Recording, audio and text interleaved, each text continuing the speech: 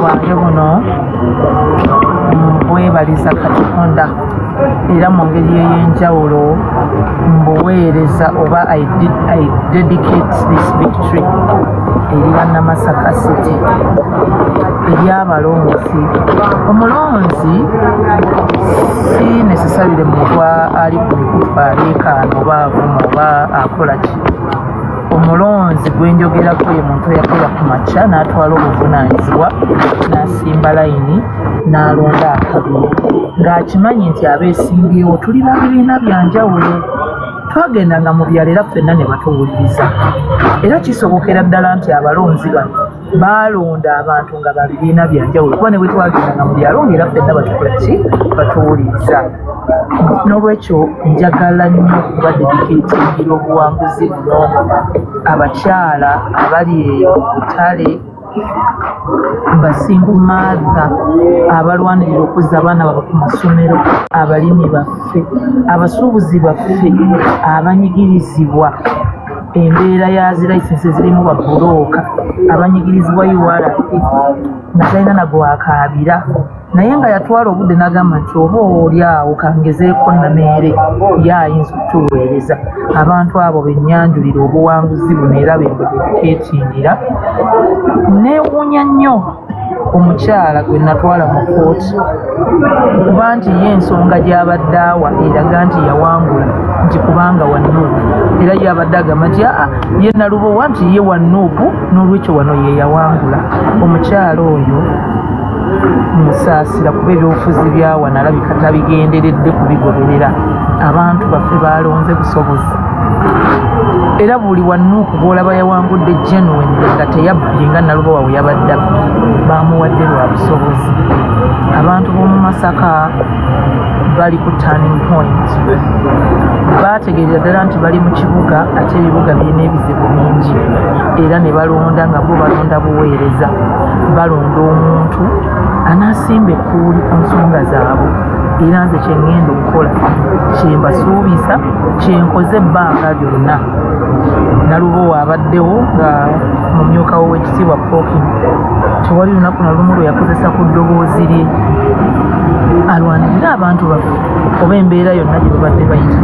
Abitandise jjuuzi ebyokwogera ku nsonga z'abantu wano ng'akalulu kabulayo mwezi. Kati mwewuunya nnyo bwe yeewuunya Nameere yawangula atya ate nze mbadde nyimirira n'abantu. Kati ate oba weewuunya ki bwe nkuwangula? Neewuunya omuntu alowooleza ddala nti oba oli awo Nameere yawangudde atya. This is an agricultural city. Nameere asakidde abantu emmwanyi buli mwaka. Nameere asakidde abantu enkoko nga ziriko n'emmere. Kati bwe weewuunya ate yawangudde atya mu agricultural city, gwe aba weetaaga okwewuunyisa gwe yeewuunya ekyo. N'olwekyo eno wiini ejiddemu ekisa kya Katonda, ejiddemu omukisa naye ate era nkolerere abantu baffe mbabeereddewo era mbabaddemu. In fact abantu b'e Masaka City nze be bansaba okwesimbawo ku bwawuma n'empi Masaka City nga bagamba nti Honorable by'okola abantu osaana kubeera mu paalamenti. Ne bagenda ne bampa akalulu. Nvumirira abantu abalowooza nti musango wa NRM okwesimba oba okuwangula e Masaka. Eno electoral area nga areas endala zonna eyakulemberwako abantu ab'e NRM bayitirivu.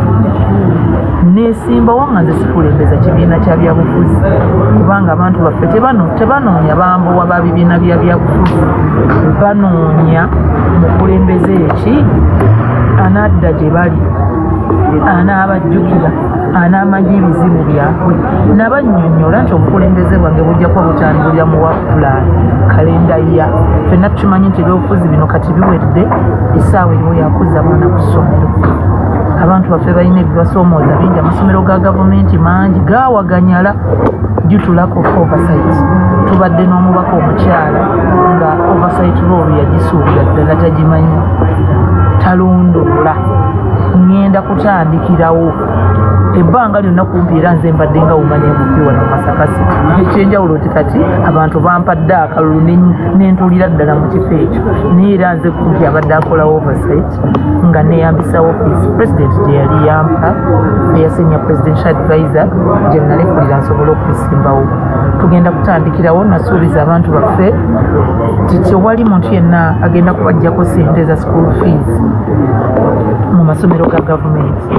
Era okutandika n'olunaku olw'Olwokubiri ngenda kutandika okulondoola amasomero n'okubatwalira amabaluwa ga gavumenti. Beekwasa nnyo nti baba balina ebibasoomooza mu masomero ago ebivaako okusaba abazadde ssente. Nsonga eno nawandiikira Oweekitiibwa Pulezidenti ne mubuuza ekituufu kyeki. Ogamba amasomero tegalina kujjako baana ssente ate bazibajjako.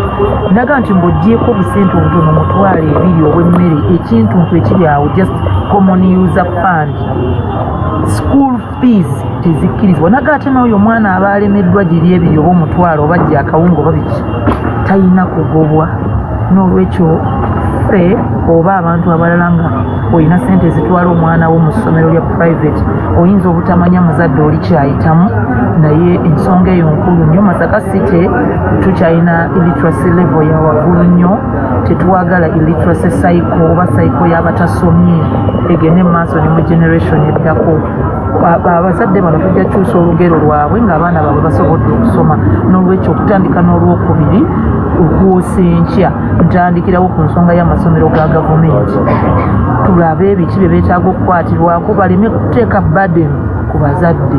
Gavumenti ekola omulimu gwayo, amasomero gabeere mu shape, toilets nga nnungi, desks nga mweziri, funding nga zituuka mu budde. Ekizibu waba waliwo lakuna ng'eva ku sayidi ya gavumenti kitereezebwe, so si kupakira bazadde migugu. Ekyo kye ŋŋenda okusookerako. N'ekirala waliwo era abandonment, abaana bangi abatagenda ku ssomero kubanga oluusi n'abazadde bagayaddemu.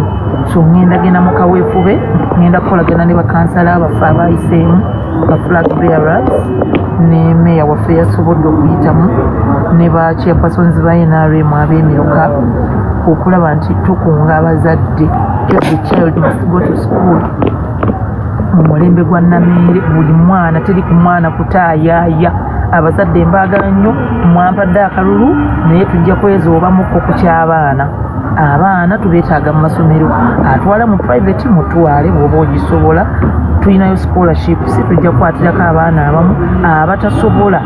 Ngenda kulwana nnyo tutereze nze zennyini nga umane MP wa mwetereza amasomero ga gavumenti, abaana bammwe musobole okugeesiga bagende bambi basome. Tulina programu ey'okugaba paadi mu bawala, abaana baffe bangi. Ebintu bino omuntu abeera ewala oba ali obulungiko aba bulyange ebyokusaga nti paadi esobola okuleetera omwana okudroping out, naye gyebiri eyo mu byalo nze nabisangayo. Tulina problem eya capital, kizibu kinene nnyo. Nannyonnyola abantu baffe nti na project ya banka y'abayiribi amangu ddala ngenda kuleeta bannange gye nagisi tutambule mu miruka kubanga egenda kuba ewolera ku miruka. Tutandika okusomesa abantu baffe, ba coordinators batandika okuwandiika abo abeetaaga okuseesinga loans ezo ezitaliiko magoba era ezitaliiko musingo. Tulina ekizibu kya kasasiro kyamaanyi nnyo mu Masaka City. Nasase dda ebimotoka mu mikwano gyange e Kampala ewa Meya Salimu Uhuru, era ab'e Kampala bannyambye ne bamumpeera. Namusaba ku bimotoka nangamba nti aka tuve mu kalulu tukuweeyo kubanga bo bali well backed up, balina naye ba development partners ababayambyeko ebimotoka babirina bagenda kunnyambako nze nga wumane mupi. Sooka ate ningire mu kaweefube wakati wano mu kulambula amasomero n'okuzza abaana ku ssomero, tuyingire mu kaweefube ow'okugogola ekibuga. Njagala okulabula abantu bonna ababadde beesunze okukomyawo empooza. Temwetantala okukomyawo empooza kuba mufuna nkola. President Museveni yateeka ban, yawera empooza. Niwe nalibadde bakoze recount n'etagendera mu favor yange. Ki ekyempooza nga mwoyo gwa ggwanga mbadde mwetegefu okwaŋŋanga oyo yenna ayagala okukomyawo wano empooza. Tulina problem eya unequal distribution of parish model funds bannange buli avunaanyizibwa ku parish model mu mulembe gwa Nameere obukumpanya bwonna bwemubadde mukola mmwe mwennyini mwesaasire mu bukumi kubanga ye parish model agenda kuleeta omuliro wano mu kibuga gwake mwenna mugulabe sente za parish model zirina kugenda muba wejjere bannannyinizo be baazireetera pulezidenti yazongeza ne ziba ku miliyoni 10 ne zidda ku miliyoni 3 naye wano mu Masaka City nga bwe baazongeza baaleetedde mitawaana bazigaba kubanga ngenda kugoberera meticulously okukakasa nti ddala ssente ezo zigenda mu bannyinizo. Twatandiseewo brigade y'abakalirugambo. Nasaba abantu baffe mu byalo bampeeyo bakalirugambo ng'oli bulijjo olugambo abadde alukolera bwereere kati alufunemu ebbaluwa y'omulimu. Ngenda kubawendula bagenda bukubeera bakessi bange bambega bange spy network mu malwaliro ga gavumenti gonna health centers ne regional referral. Amaziga gali malwaliro ga gavumenti e Masaka, amaziga gali malwaliro ga gavumenti abantu bayitamu mu malwaliro gali mu Masaka bisobola okuvaamu n'ekizibu ekinene ekigenda ne ku national level.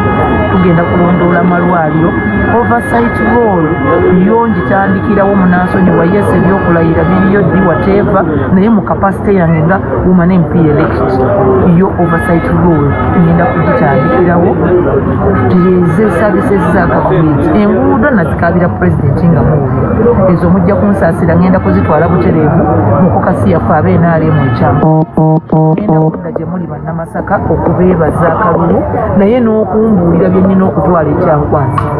Olutuulo olusooka lwenja okubeeramu ng'omubaka wa paalamenti lujja kuba kyankwanzi mu kokasi ya NRM ey'ababaka abayitiddewo ku kaadi ya NRM. Olutuulo lubaamu abasalawo bonna mu gavumenti nga ne pulezidenti kwali. Kati mukudda mu byalo nga mbeebaza luli mwabimbuulira nga byonna nga ndi kandidate naye tukkaanye buli mulu kantwalayo ki kuluku tubeereko n'obukulembeze obuli systemic nga tulina bottom up nti nabijja gye muli nembitwalira gavumenti era bikolwe. Mbeebaza nnyo bannamasaka City mwebale ku neesiga ebyobufuzi birimu ebizibu bingi nga n'okubba obululu obutadde kino si kipya abantu bababbi obululu ebbanga lyonna. Nange kyanguddeko bwe nembeera victim toyinza kunnenyeza kuba nti abantu bampa akalulu ne bakabba neneerwanako. Buno obubbi bwali bwankukunala bokisi obwedda bazibala tuli live ku mawulire ku mikutu emigatta bantu nga naawe kiraba nti Nameere yafuna 253 ne bamuwa 5 yafuna 189 ne bateekawo munda namwe mwennyini obwedda mubiraba. Sinze nabala akaluluzo ogwange gwali gwakukasaba bantu.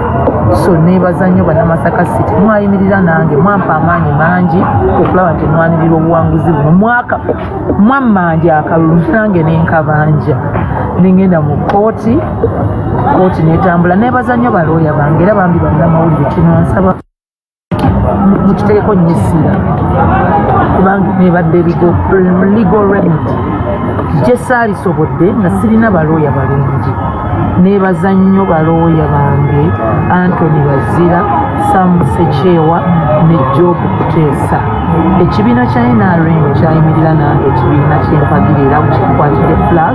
Director waffe owa legal, Director Barata yaweereza Anthony Bazira naye n'omwami wange mwami Nsubuka naye n'awendula Sam Sechewa ne Job Kuteesa balooya bwe yabanfunira nabo ne bakola ttiimu.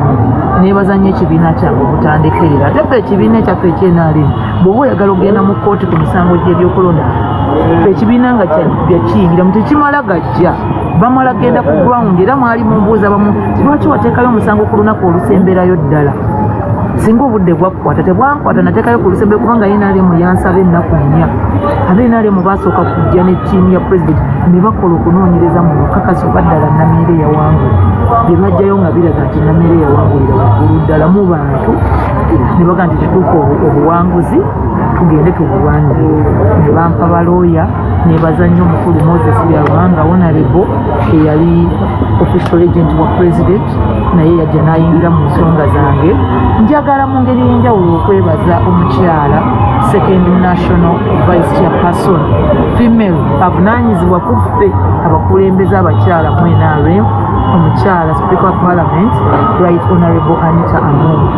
Omukyala ndowooza ekitono ennyo tubadde tuwogera emirundi nga munaana okuva obuwanguzi bwe baabubba yaŋŋamba Nameere najja e Masaka nensulamu ennaku 3 nga ndaba obuwanguzi obulina ate bwalazeewa ne tubeerawo yansabira nako nagendako we nansabirako nga ndi mu buyinike naŋŋamba nti nedda omuwanguzi tawanika omulwanyi taggwamu maanyi tambuza ebintu ng'ekibiina bwe kikulambise era ne tubitambuza neyanziza neyanzeege bonna abambeereddewo.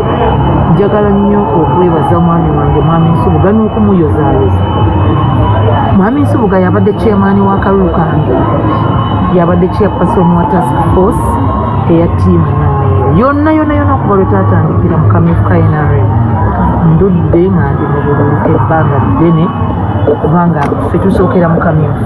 Ate njagala okukibatera ku record nti mu kibuga kyonna ekya Masaka City nze candidate nzekka eyalina akamyufu, kubanga ne bakandidate abakwata flag za NRM mu kamyufu tebalina babensimbyeko kebuuza baba balina ne bateesa naye nga baayita wano okozi nze ate navuganya nenva omwo ate ne tudda mu bululu bwa seeki nga nina okuyambako abantu bange benzikiririzaamu nga speaker Anita Among, nga chairman Jordana, nga Hamson Obuwa Honorable, nga chairman Kalangwa, kale ne tuve ate ne tudda mu kana akawamu akadde. So ndudde nga ndi mu bululu naye mwami Nsubuga obulungi obutagambika nakulembera bulungi ttiimu ne tujjayo obuwanguzi ne bwe baabubba nanzikakanya nensigala nga ndi concentrated. Mujjukira amabaluwa omulamuzi ge yayogeddeko nankomendinga nti waliwo amabaluwa Nameere ge yawandikira Electoral Commission wakati awo mu kavubu nga aganyambye ennyo mu musango guno. Byonna chairman wa ttiimu yaŋŋamba nga concentrate basabe kino saba tali shit saba kino mutuufu ne tukolera ddala ekintu ng'abavubu. Neebaza nnyo abavubuka mu Masaka City. Akalulu kange kali uflame nayina abaana bali passionate ku kalulu kange nga gwe mulundi gwabwe gusoose okulonda. Nayina beagent nga mwana muto wa myaka 219 naye nagamba nze nja kusobola okubeera agent. N'agenda mu period abamu ne babakubira nayo najja nga yiika musaayi naye DRF fomu n'akomawo nayo. So mbeebaza nnyo okuba nti the new generation of voters ndowooza nze nasinga okuba n'abantu ab'emyaka eyo nga bakola mu kalulu bakanoonya bamobiliza on a daily. So njagala okubeebaza abakyala nga bonna basuubiza ngenda kubasangula amaziga, ngenda kubakolera n'abasajja ababadde bakomewo nga baavudde. Ssaabasajja Kabaka wa Buganda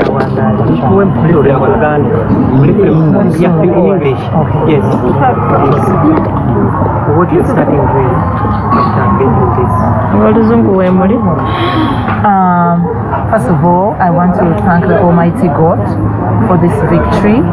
It is a very unique victory because it was a victory previously stolen and it's been regained and restored through legal processes. I want to thank the people of Masaka City for trusting me. I have been very clear from the 16th of January when the returning officer, the former returning officer, declared someone I believe was not the winner. I was very clear with the electorate of Masaka City that they don't owe me anything because they gave me the vote. I was very happy. I have been moving around different parishes, encouraging our people not to despair because I told them that I'm going to take the legal steps. I double-checked this decision with our people, the people of Masaka City. But before I could even tell them, we were already demanding that go to court. You were a lawyer by profession. We trusted you. You go to court and demand court to help us regain our victory. And it's exactly what I did.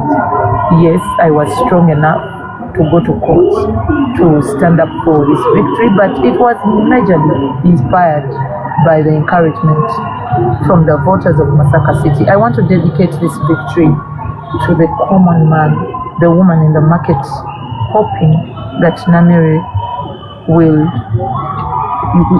get the job done. I want to dedicate this to the farmer that is counting on Nameere, to the single mother, to the trader in Masaka City who has to deal with URA, who has to deal with unfairness from the levy men, who has to deal with the illegal brokers, who has to deal with loan sharks. I want to encourage them to count on me. I'm going to be a very dependable force. I am an all-rounder. I am very versatile. I've been to different fields. I've been into the private sector. I've been into journalism. I own a business myself in Masaka City, a television. I am a politician. I am a farmer. I am a mother. I am a wife. So I am able to, I'm not far removed from their problems. I am very close to the realities of this city. I'm going to embark on very, very quick garbage management. Within the month of February, I should start a very serious campaign on garbage management. I have been able to lobby a couple of friends like Mayor Salim Uhuru, who promised me a number of garbage trucks because they have a number of them in Kampala to help me start off with the garbage management. We have a problem of Pampers. So many parents, it has actually come up, and so many religious leaders have been telling me about it. So many parents are somehow scared of throwing their Pampers, their children's Pampers, in the garbage because they claim that people might do witchcraft of their children. So they end up throwing the Pampers in people's gardens. And we are an agricultural city. We don't want to have a problem where we have Pampers affecting, and where we have a pandemic of sorts from garbage mismanagement, especially of Pampers.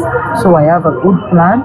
We're going to balance this right from the Pampers to the typical usual garbage of homes, hospitals, clinics, shops. We need to have better garbage management, and I'm going to embark on that as soon. From Tuesday, I am going to put my biggest focus on the government schools. We are having a very worrying dropout rate all over again. Our city faced a lot of problems back in the 90s when many families lost parents due to the scourge of HIV. So we had so many children not going to school because their parents were lost to the NRA bush war or to HIV. But now, somehow, President Museveni had balanced it, and so many children. There was a new generation of people now going to school. But somehow, the dropout rate is starting to get back up. That the dropout rate is starting to shoot up because government schools are charging school fees where they should not be charging. So we need to break the cycle of illiteracy. I am going to investigate this. I am going to inspect the schools. I'm going to coordinate with our councillors. Many of them, we have the majority councillors in Masaka City that won on the NRM tickets. We are going to start the soldiering school to school because the schools give excuses that they have late funding from government and they have a lot of challenges. That's why they push the burden to the parents, which parents cannot afford.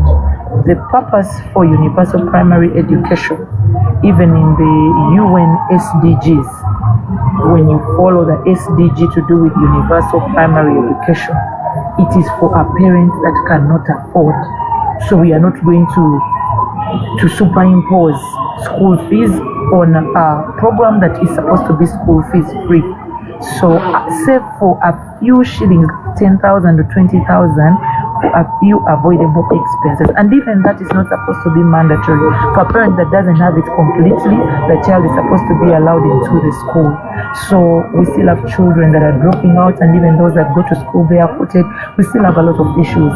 So I want to give a special thought and special time to the government schools to make sure this time around, as children are headed in the get back to school period, every child is back to school. We're not going to allow children loitering in markets. We're not going to allow parents refusing to take the children to school, abandonment, that's not going to happen. We're going to have every child going to school because government, has, put an equal platform that for the parents who can't afford the private schools, they should go to government schools. But what I'm going to do as the woman MP is to make sure the government schools are in proper shape and get their funding in time. When it comes to oversight, especially of government facilities like hospitals, it's been really lacking. And I have already hired my spy network. When I was doing my campaign in the different villages I went to, every village gave me one, two, three of their rumor mongers. Yes, so I told them, you're going to channel your rumor mongering energies into being my spies, and I have lobbied smartphones for them. They're going to be able to have all this evidence of mismanagement in government hospitals. To somebody that is far removed from this reality, you may wonder what's it about, why are you putting all those energies in oversight? But people are facing so much trouble, people are facing so much unfair treatment in government facilities, especially the health centers and the regional referral. That has got to change. It's the reason I came, it's the reason I offered myself for Woman MP, and now that I'm here, I'm going to start immediately. We have a problem of capital. I have to lobby government funds, the women funds, the youth funds, the UWEP, the SEP, the TAPE, the agricultural loans, the grow loans. I have to put our women up to speed because they've not had anybody be the link between them and government when it comes to these funds. President Museveni promised us that he's going to have factories diverted, a lot of factories channeled to Masaka City. I need to start pushing those reminders.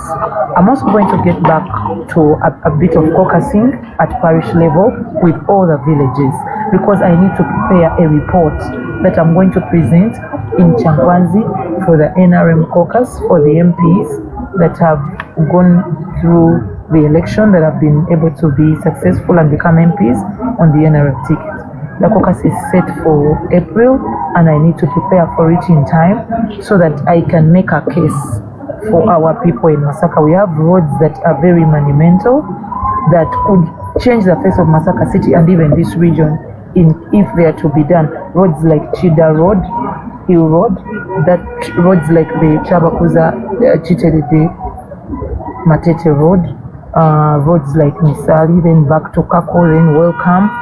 Those are roads that by all means are not even before Parliament, but in the NRM caucus.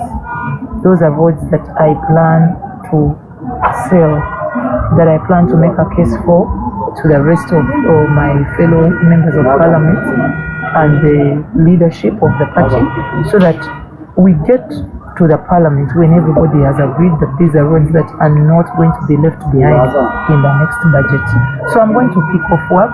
I want to thank Masaka City for trusting me.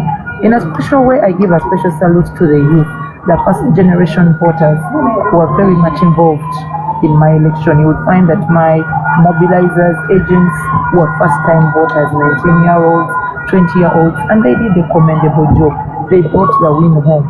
I thank my darling husband. He was the chairperson of the Team Nameere task force. I congratulate him because he's a winning chairman. He has brought the win home, a very hard win because Masaka has not won on the NRM ticket.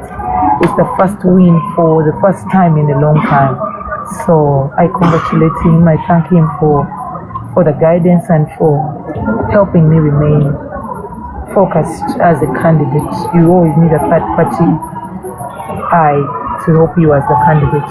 But I also want in a special way to thank my political party, where I'm a member, NRM. They really stood with me when I told them what I had faced, the unfairness I had faced.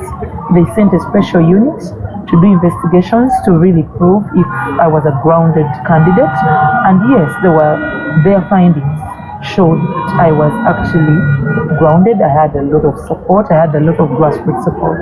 I thank the director, Legal NRM, Barata, and his team, Anthony Bazira, and also my private lawyers that were hired by my husband to beef up the NRM team. that is Sam Sechewa and Job Potesa. I thank them so much for standing with me and getting this win home. In a special way, I want to commend the judiciary. Jurisprudence is really about serving justice. So this business of people saying, you see, in the case of Ngomangine, two boxes were open and the recount didn't go on. Ngomangine was a case of a constituency. It's a case of, I don't know, long ago, before probably some of us were born. Jurisprudence has to grow with the growing society and the changing world. The magistrate was very clear, the chief magistrate, and I commend him, Albert Simon. He was very clear that if you have Nameere, who faced injustice to the extent that 11 polling stations were not tallied, yet she had huge margins of a win in those polling stations. And I wrote to the returning officer who told me off arrogantly and said, you go to court and petition. So the chief magistrate said, if somebody was pushed to court to petition, we as court can also not send her away just because one box is torn. Yes, there are 314 boxes. I need Ugandans to step away from the misconceptions and the misinformation they are taking from unreliable sources and pick it from me that my tabled in court were different from the issues that were tabled in the Kalungu court cases, were different from the issues that Honorable Veronica of Bukomasimbi tabled. My issues involved concrete evidence. My cheating was not DR from cheating like it was for Kalungu and the other cases. My cheating was tally center cheating. Tally, where somebody, you have your DR form and indeed you have 253 votes, but the returning officer chooses to tally 53. My issue was a special type of cheating, a whole new type of vote rigging, which is literally between the returning officer, the tally sheet, and the declaration. So there is no way I would get the same remedy as people who have cheating that is to do with other versions like DR forms and you know what happened in the field. The agents were pushed away. Mine had a lot of tally related issues, alteration of results, switching of results. So I needed to have, it was a special type of cheating, that it was a special problem that needed a special remedy. So I want to commend the judiciary for growing jurisprudence. The case of Nameere versus Rose Narubowa and the Electoral Commission is also now a new precedent. That some people have been singing Kramwa Kovungomanjine versus Yanyima. Now you have a new case that is up to date, that is in line with the updated politics, to this day politics. This business of singing Ngomanjine, which had 50 boxes, that case had 50 polling stations, and about 10 boxes were broken. But Nameere's case had 314 polling stations, and only one box was broken. So let's go with the growing and changing world. Jurisprudence is about serving justice. It's not about winning arguments. So I want to encourage my learned colleague, who was the lawyer of my opponent, Sam Malisi, the country, choose between politics and the law. If you want to be a politician, make sure next time Nook gives you a card and you be a politician. If you want to be a lawyer, tell the people the truth. This case was unique. All the boxes in our recount, I want to set the record straight. All the boxes that were found empty or irregular. You know, there were boxes that were sealed but were found a bit irregular. That was deliberately done by the people who cheated me. They would pick out other candidates' votes, leave only mine in the boxes, trying to belittle my cause.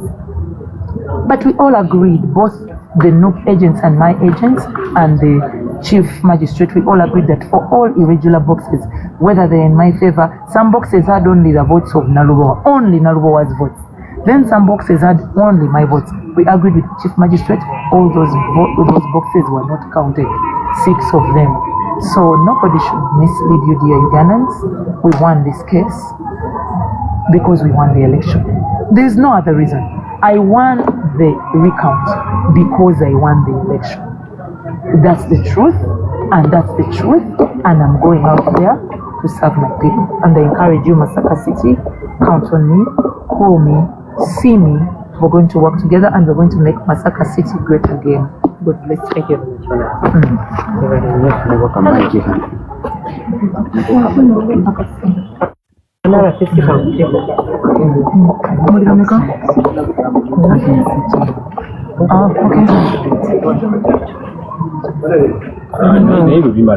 Tayinza kuwa onakuwe muwe kyase kyewo nkiina kimala faadi tata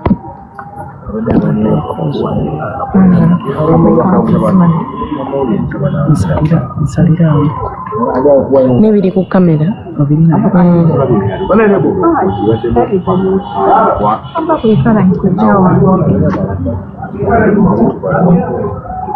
mwemweraba nsule bulungi freke bye ng'olina kyogamba mamito afuniddewo security mukambwe muzibu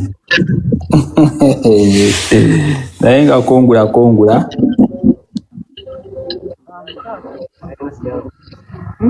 byalimu ebimulira era agamba n'otanira okusa ekiseera ekyo nemugamba nti naye polisi ekyo kumi n'emu n'ogamba nti zirabika